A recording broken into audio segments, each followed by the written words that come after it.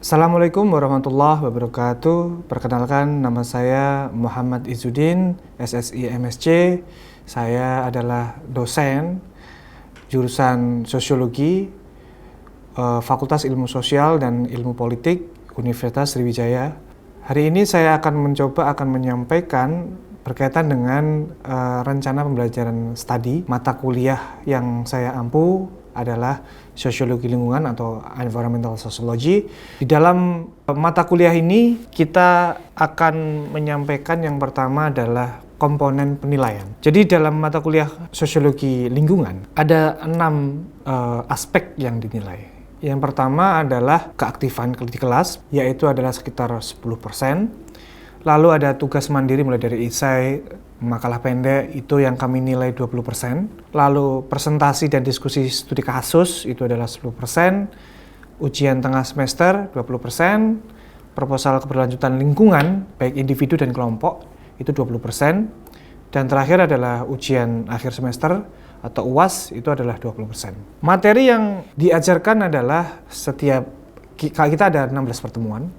Yang pertemuan pertama itu adalah membahas bagaimana sosiologi lingkungan itu, ruang lingkupnya. Lalu yang kedua adalah membahas masalah teologi lingkungan. Lalu selanjutnya adalah teori determinasi ekologis. Yang keempat adalah teori ekologi politik. Yang kelima membahas masalah teori ekofeminisme atau ekofeminisme. Yang keenam membahas berkaitan dengan perspektif pembangunan berkelanjutan atau Sustainable Development Goals. Lalu yang ketujuh adalah isu perubahan iklim, karena sekarang ini posisi di dunia banyak kerusakan yang diakibatkan oleh perubahan iklim. Lalu ada isu tentang pencemaran lingkungan mulai dari air, udara, sampai tanah yang itu diakibatkan oleh aktivitas manusia. Lalu pertemuan ke-9 kita sudah ada UTS, dilanjutkan pertemuan ke-10 itu adalah kita bicara masalah keadilan lingkungan dan sosial. Selanjutnya pertemuan ke-11 kita membahas mengenai bagaimana globalisasi dan lingkungan itu sangat berkaitan di suatu negara. Pertemuan ke-12, 13 membahas studi kasus. Jadi kita ambil kasus-kasus yang ada di Indonesia, misalkan seperti di Sumatera kita punya kasus mengenai bagaimana pertambangan batubara dan manusia.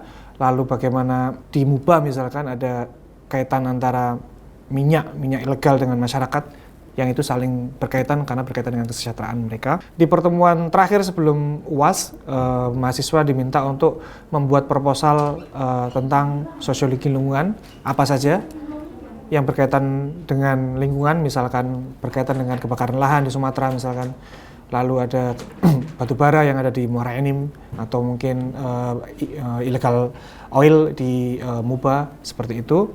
Dan di akhir kita ada evaluasi akhir yang kita berikan mereka ujian akhir semester yang itu sifatnya bisa tertulis maupun penugasan. Mungkin itu yang bisa saya sampaikan berkaitan dengan prolog atau pendahuluan berkaitan dengan mata kuliah sosiologi lingkungan. Nanti selanjutnya kita akan mencoba di kelas bagaimana interaksi antara saya sebagai dosen dengan mahasiswa. Assalamualaikum warahmatullahi wabarakatuh. Waalaikumsalam warahmatullahi wabarakatuh. Selamat siang. Siang. Apa kabar hari ini? Alhamdulillah, luar biasa. Allahu Akbar. Masya Allah. Sudah makan siang? Belum? Wah, kalau belum makan siang ini kuotanya cuma buat satu ini. Ya, jadi kita hari ini akan mata kuliah MK Sosiologi Lingkungan, ya kan? Sebelumnya kita akan pretest dulu. Pretestnya kita buat santai, ya kan? Silakan siapkan kahutnya, ya kan? Sudah? Sudah join semua? Bisa kita mulai? Bisa. Oke.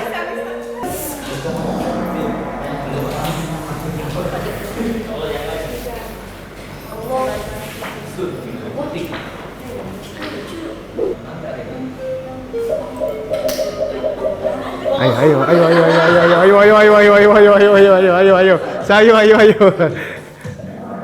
Wah, soal kedua. Asal mana asal? Wah. Geneva mana? Oke, kuis kedua. Bencana apakah ini? Oke. Simak baik-baik. Cepat tangannya.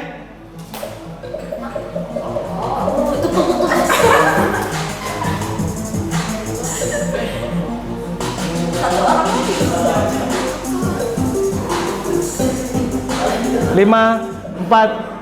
Wah, benar semua. Tapi siapa yang cepat kan?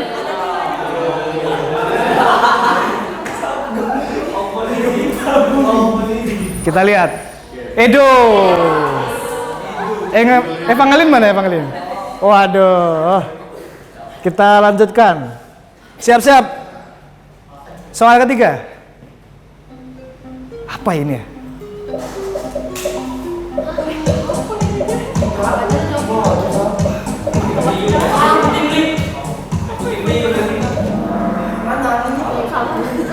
Gempa bumi ya tadi, retak ya.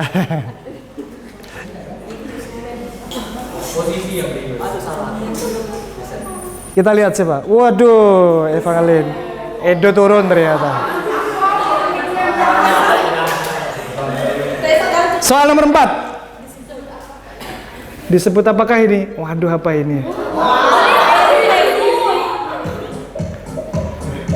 Salah jawab.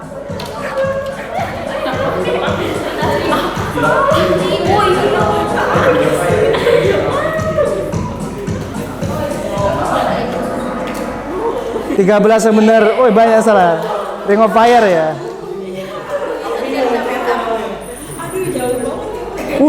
Masih tetap ini. Soal nomor 5.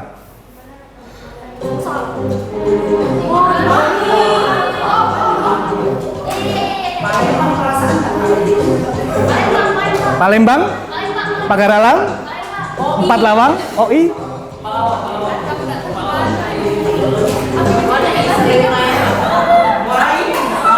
Oh, Karile. Siap-siap terakhir. Waduh, ya Evangeline masih. Siap-siap terakhir nih. Siapkan jari tercepat. Ini pemenangnya.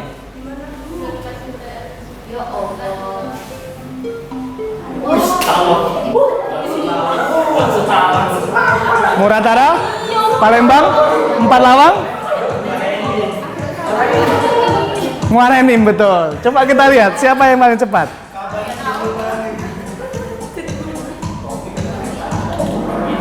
Wah, ya. Kita lihat siapa pemenangnya. Siapa championnya? Rizky nomor 3. Mana Rizky? Oh ya. Taufik mana Taufik? Sini depan. Aduh. Juara 1 mana juara 1? Ini. Sini. Makasih, Pak. Juara 2. Lumayan lah. Oke. Jadi gimana tadi? Seru. Seru ya? Seru, menegangkan. Yang belum beruntung dicoba lagi nanti di kuliah selanjutnya. Nanti kita akan bahas terkait dengan sosiologi lingkungan atau environmental sociology. Jadi kita perkenalan dulu. Jadi di pertemuan kedua ini kita akan membahas bagaimana apa itu environmental sociology. Ada 10 ya. Ada 10 masalah lingkungan yang ada di Indonesia yang sudah dipetakan oleh beberapa ahli termasuk AIC. Pertama, di Indonesia masalah paling besar itu 40% itu adalah masalah waste atau sampah. Ya, terutama di kota. Di Palembang masih jadi masalah kan? Di Jakarta sekarang polemik antara Jakarta sama Bekasi ya kan, Bantar Gebang dan lain-lain. Artinya ini masih menjadi polemik di negara-negara berkembang termasuk Indonesia. 40% masih menjadi isu yang masih bisa diangkat untuk menjadi tema skripsi gitu ya. Yang kedua itu adalah di Indonesia itu karena kita itu sebagai wilayah kepulauan ya kan, termasuk Sumatera, terutama Jawa. Di mana banyak permukiman itu yang ada di sepanjang pantai ya. Kalau kita lihat di Pulau Jawa, Pantura ya, di Pantura hampir semua penduduk Indonesia, 60% penduduk Indonesia ada di Jawa. Lalu sebagian besar dari 60% tadi kalau kita kalkulasi 100% ya sekitar 40%-nya itu ada di utara Pulau Jawa. Ya kan? Itu sesuai dengan disertasi saya juga di sana rencananya. Dan polemiknya masalah yang menjadi isu lingkungan itu adalah masalah banjir. Bahasa Sekayunya itu flood, wis. Atau banjir ya. Palembang juga selalu menjadi selalu punya masalah berkaitan dengan banjir, ya enggak? Pas musim hujan ya kan, seringkali rumah-rumah kita yang berada di sekitar Sungai Musi, kanan kiri, bantaran itu sering tergenang air. Masalahnya adalah, loh, Pak, banjir ini masalahnya di mana? Iya, if you are a wealthy family, you don't have to worry about it. Tapi permasalahannya di Indonesia, 60% penduduk Indonesia itu dalam kemiskinan. Orang miskin itu susah, buat makan aja susah, apalagi ngatasi banjir, kan gitu ya. Sehingga isu banjir ini masih menjadi isu yang diangkat oleh dunia internasional dan di Indonesia. Yang ketiga yaitu Indonesia juga banyak sungai kan. Sungai kita di Sumatera Selatan punya Sungai Musi, ya kan. Di Kalimantan ada Sungai Mahakam. Di Banjarmasin ada Sungai Barito, di Jawa Timur ada Sungai Brantas. Di antara Bandung, Jawa Barat dengan Jakarta, Ciliwung dan lain-lain. Kemarin ada tahu KDM? KDM, Gubernur Jawa Barat. Isu utama yang diangkat apa? Pembersihan sungai, bantaran sungai. Jadi rumah-rumah yang di pinggir sungai atau di atas sungai kira-kira dihabisin nggak? Dihabisin. Karena apa? Yang membuat banjir itu salah satunya adalah sungainya tersumbat, kan gitu. Dan yang menyumbat itu adalah permukiman yang ada di atasnya. Pertanyaan saya, yang berada di atas itu kira-kira orang miskin atau orang kaya atau seperti apa? Sama aja, ada orang miskin dan orang kaya.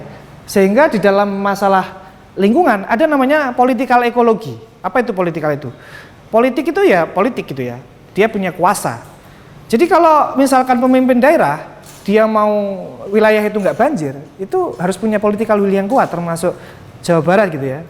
Dia punya visi bagaimana tanah Sunda gitu ya. Dia bilang itu sungainya harus bersih gitu ya.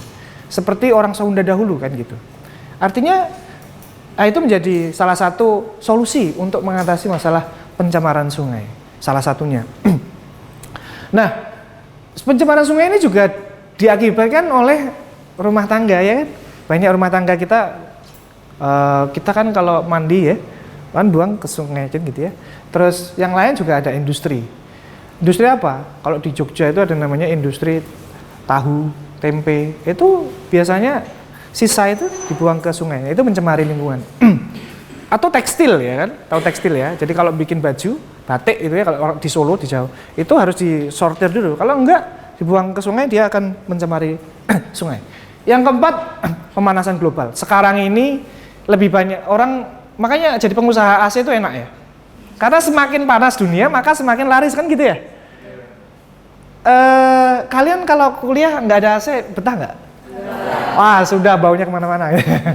Jadi artinya sekarang ini dunia semakin panas ya. Globalization itu salah satunya adalah global warming salah satunya adalah pemanasan suhu muka bumi. Gitu ya. Dan itu berdampak ke banyak hal.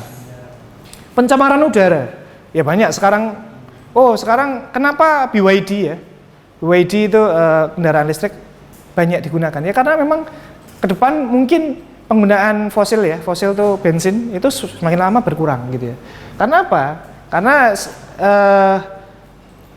penggunaan emisi bahan bakar itu mencemari lingkungan, termasuk paling utama adalah udara, kan gitu ya. Kalau kalian tinggal di desa atau di kota, enak di mana? Tergantung gitu ya. Kalau di jalan aja, di desa, pagi hari jalan-jalan, dengan pagi hari pas sekolah masuk itu ya, itu enak mana jalan? Pasti enak di desa ya kan? Karena apa? Alamnya masih asri, belum banyak kendaraan. Kalau kalian di jalanan ya, di kota Palembang gitu ya, pagi-pagi jalan, itu sudah banyak polusi, emosi lah kan gitu. Ya artinya pencemaran udara itu menjadi salah satu isu. Lalu yang keenam adalah rusaknya ekosistem laut ya. Laut tuh, contohnya apa ya? Ya banyak lah. Misalkan industri. Kan banyak industri kan di pinggir laut ya. Di Pantura juga banyak ya. Atau selalu di Kalimantan juga ada, di Sumatera juga ada. Ketiga itu adalah sumber air sudah dekat. Sumber air sudah dekat. Masalah di beberapa tempat di Indonesia, bahkan di Sumatera Selatan, itu adalah sulitnya air bersih. Ada yang tahu Pulau Kemarau? Di Kota Palembang, ada yang pernah ke sana? Belum? Kalian harus naik speedboat naik ke sana. Di situ sumber air jauh sekali. Mahal. Di sana kalau beli air itu 1 galon itu bisa sampai 15.000. Yang kecil ya, yang mineral itu yang kecil itu ya. Padahal biasanya paling cuma 8.000 kan gitu. Karena ongkos biayanya mahal kan gitu. Terus mereka kalau nggak ada air gimana ya, mereka tinggal nyemplung ya. Nyemplung itu apa sih? Masuk ke sungai gitu ya, Sungai Musi untuk mandi. Cuma kan permasalahannya adalah apakah Sungai Musi itu juga bersih?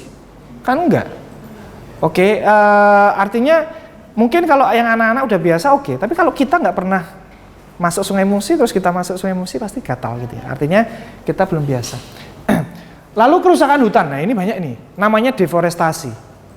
Deforestasi terbesar di Indonesia ada di Kalimantan. Nomor 2 di Sumatera. Deforestasi itu apa? Forest itu aslinya hutan lindung yang dia itu biasanya untuk nyerap ya udara, untuk mencegah banjir ya kan. Itu tergantikan oleh adanya industri yang dimulai oleh adanya industri kelapa sawit ya kan.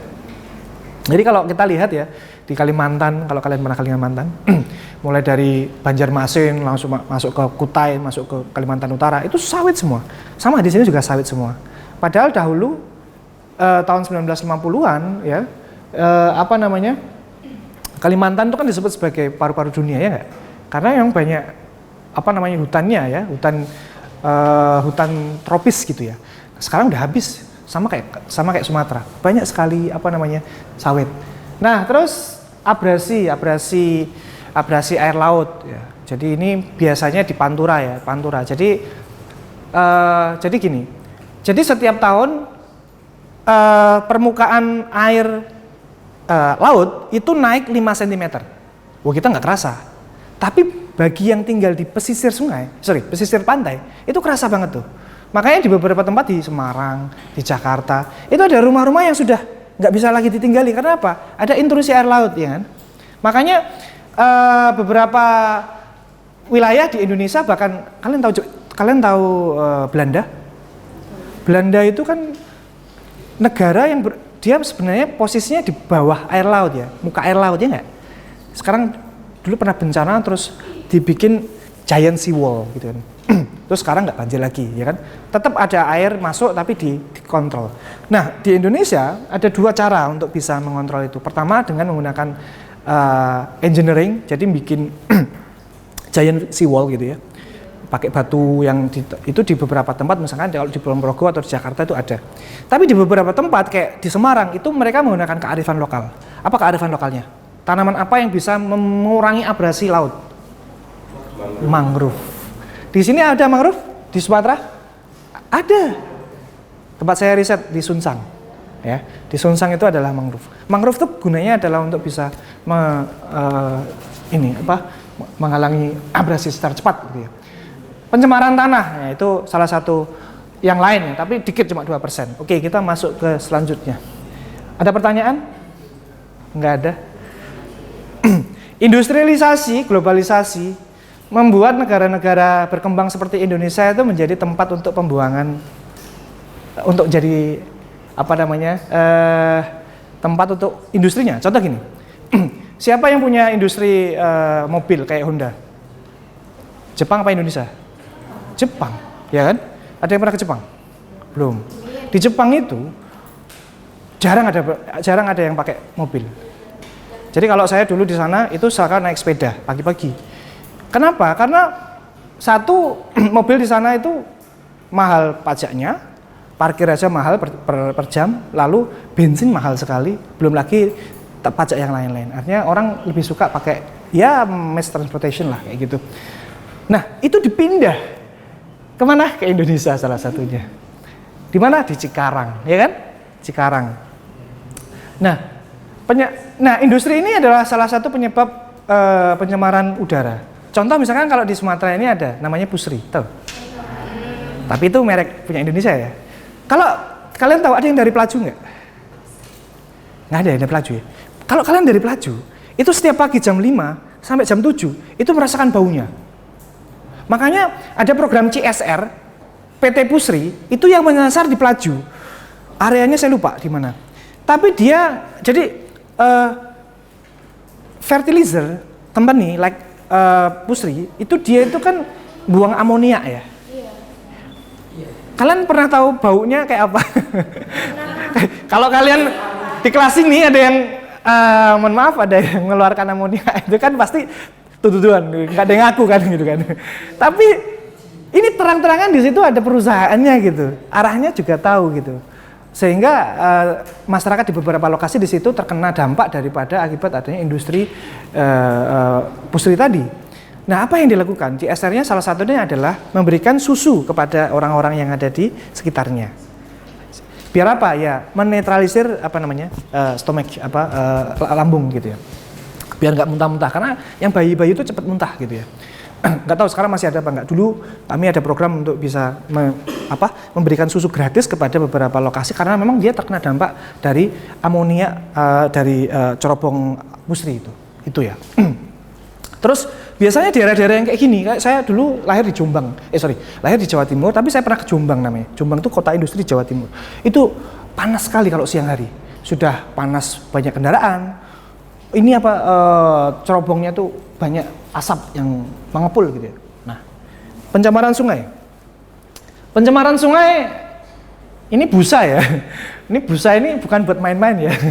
Busa ini yang busa racun ya. Jadi kalau artinya mungkin dari tekstil biasanya kan gitu. Dari industri tekstil. Ini banyak kan di daerah. Ini saya ambil di Sungai Citarum ya. Terus sampah perkotaan ya. Ini menjadi PR. Tadi sekarang 40% ya. Palembang mengalami hal yang sama nggak? Sama. Ya. Jadi Palembang ini menjadi tujuan tujuan daripada banyak orang. Jadi sehingga tumbuhlah banyak permukiman ya, banyak permukiman maka banyak orang dia nanti menikah dia punya anak ya kan, satu rumah dia punya empat anggota 4 orang gitu ya, sampahnya tuh bisa banyak, kalian bisa, dan kita hanya punya satu TPA namanya TPA Sukawinatan, nggak bisa mengcover semuanya. Oke. Sampah di pesisir, nah ini yang suka ke Lampung ya. Nah ini kebiasaan kita kadang-kala habis rekreasi itu buang sampah sembarangan gitu. Ini jadi problematik ya. Karena di sisi lain lokasi wisata yang menjadi tujuan wisata kita, tapi di sisi lain ketika banyak pengunjung sampahnya juga banyak gitu ya. Makanya dalam pariwisata perlu ada pengelolaan itu. Nah masalahnya adalah yang menjadi masalah apa? Ya satu, sampah itu bau pasti kan ya. Merusak suasana. Masa mau rekreasi itu kan bau gitu kan. Apalagi kalau di permukiman kan jadi masalah. Karena sampah ini mengundang banyak penyakit ya. Termasuk kan sampah ini mengundang tikus ya. Tikus itu membawa penyakit ya. Tahu penyakitnya apa? Leptospirosis. Apa itu? Penyakit yang ya dibawa oleh tikus gitu ya ke manusia. Nah, ini pas banget nih sama kita ini ya. Sumatera Selatan. Jadi PDRB Sumatera Selatan 23% itu disumbang dari sektor pertambangan dan penggalian. Jadi Sumatera Selatan ini 1/4 pendapatannya itu dari sini. Salah satunya adalah Muara Enim dan Lahat. Ada perusahaan namanya PTBA dan lain-lain. Ya kan? Dan ini secara politik ini selalu menarik gitu kan. Tambang itu di sisi lain dia memberikan dampak kesejahteraan yang cepat, tapi di sisi lain dia juga merusak alam secara cepat, dan dia juga merusak politik ya. Kalau kalian lihat, ada yang dari Muara Enim nggak ada. Di Muara Enim bupati itu jadi periode bupati itu berapa tahun? 5 tahun ya. Ini bisa 2 tahun tuh ganti. Coba amati. 2 tahun ganti, 2 tahun ganti, 2 tahun PJ. Kenapa? Pertambangan itu identik dengan corruption. Pertambangan itu near from the corruption. Dekat sekali. Itu masalah. Jadi bisa jadi masalah lingkungan itu juga berdampak ke masalah sosial dan politik kayak gitu. Nah, ini terakhir nanti pertanyaan saya buka 10 menit karena ini baru pertemuan awal ya. Tambang minyak ilegal di Muba. Ya. Baik, jadi ini tambangnya kira-kira ngerusak lingkungan nggak? Iya. Duitnya banyak nggak? Banyak. Wong kaya, ya. Orang kaya di sana. Tapi di sisi lain, tambang ini merusak masyarakat, terutama lingkungan ya, merusak sungai yang ada di sana. Oke, mungkin karena ini baru mulai ya. Silakan ada yang mau tanya. Jangan banyak-banyak, 2 aja, maksimal ya. Silakan. Ya, silakan. Namanya siapa? Salsa. Salsa. Gimana Salsa? Kan ini banyak banget Pak. Jangan susah-susah, ini bukan disertasi nih. Iya. Banyak kayak tadi ada tambang dari batu bara, sekarang ada tambang minyak juga, ada yang baru-baru ini di Raja Ampat juga. Pak. Iya, nikel. Nah itu Pak sebenarnya kan itu juga ada turut campur dari perusahaan-perusahaan pastinya. Nah tapi apakah di sini juga ada melibatkan atau peran dari masyarakat lokal, mungkin dari budayanya mereka atau tokoh masyarakat yang juga terlibat di dalam ini Pak, kayak tambang dan segala macamnya gitu loh. Karena kayak kalau dilihat-lihat lagi tidak mungkin kan, maksudnya ya perusahaan tiba-tiba ini tanpa ada turut campur dari masyarakat lokalnya sendiri gitu. Itu gimana? Ya, saya sampaikan tadi, pertambangan mau emas, mau nikel, ya kan, mau minyak maupun batu bara itu selalu menggiurkan karena nilai ekonominya tinggi sekali, ya kan. Apakah ada ikut campur masyarakat? Ya ada. Apakah masyarakat itu mendukung? Depend, bergantung lokasinya. Kalau lokasinya berdekatan, ya dia mendukung karena dapat ini. Tapi yang menjadi masalah, kita nambang di sini, yang terkena dampak di sini apa di sana? Yang di sana. Makanya yang protes itu adalah penambangan itu yang menjadi masalah bukan di lokasinya sometimes tuh, tapi adalah lokasi hilirnya yang terdampak. Emas saja misalnya, emas itu ya, tambang orang suka, emas tuh per gram kan mahal ya sekarang, hampir 2 juta ya per gram. Jadi kalau dapatnya sehari sekira 10 gram ya lumayan ya, bayar UKT kan gitu ya. Tapi itu hanya dinikmati oleh oligarki dan orang-orang yang punya kuasa di dalam sini. Di luar sini nggak boleh, nggak bisa. Dan dampaknya bukan di sini, di sana gitu. Jadi apakah pertambangan selalu ada campur tangan politik? Iya pasti, karena lokasi pertambangan tidak akan bisa dimulai kalau tidak ada proses politik di dalamnya.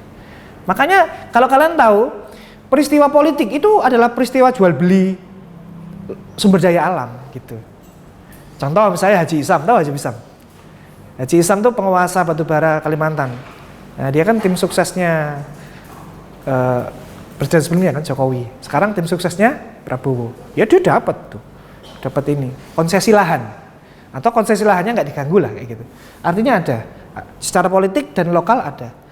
Yang menjadi masalah adalah sebenarnya kalau saya pribadi ya gimana ya? Kalau kayak misalnya ini ya, ini perusahaan bukan, ini masyarakat. Makanya orang Muba kalau dikatakan tambang minyak itu ilegal, nggak mau mereka. Pak, ini bukan tambang ilegal, ini adalah tambang rakyat. Karena yang eksplorasi dan eksploitasi adalah rakyat. Oke, jadi sebenarnya nggak ada masalah sebenarnya kalau ini rakyat, tapi yang penting diatur. Yang jadi masalah adalah kayak gini kan perang antar petambang ya. Siapa yang kuat dia menang, ya kan? Akhirnya hukum rimba muncul di sini. Nah ini yang menjadi tidak bagus bagi lingkungan. Dia udah kalau namanya hukum rimba dia nggak peduli sama lingkungan, udah pokoknya dapat aset di situ dieksekusikan gitu.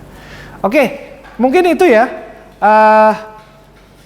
Karena saya pikir waktunya sudah cukup, kita cukupkan materi hari ini. Terima kasih atas pertanyaannya. Nggak ada ya, cukup ya. Kalau enggak kita akhiri pertemuan ini. Wabillahi taufiq wal hidayah. Wassalamualaikum warahmatullahi wabarakatuh. Waalaikumsalam.